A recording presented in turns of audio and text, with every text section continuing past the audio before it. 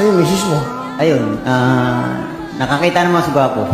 Umamin nung bandang huli na sabi niya kung magkakasala ba ako sa'yo, matatanggap mo pa ako ulit. Siyempre para sa akin masakit. Yun ang tanong ko, sabi ko, bakit nagkasala ka na ba? Umamin na siya na may karelasyon na siya. Hanggang sa pag-uwi rito, sinama sa bahay. Pero nagpaalam po siya sa akin na pwedeng isama ko dyan. Kasi nga, hihiramin daw yung bunso namin. Pumayag po ako. Para sa mga bata, gusto nila makita eh. Gusto nila makita yung anak ko. Wala naman akong magawa. Kasi talagang kahit ano bang sabihin ko, ayaw niya eh. Pumayag na lang po ako. So nakita mo yung lalaki? Opo, pinapasok ko sa bahay. Sabi ko, pumasok siya. Kasi hindi po siya pumapasok eh. Tapos yung pinakilala ko sa ko, masakit. Kasi nakakapanghinayang. 16 years po kaming nagsama. Nandahil doon sa pangarap namin. Nararamdaman mo nun? Masakit. Kasi siyempre nakakapanghinayang. Sobrang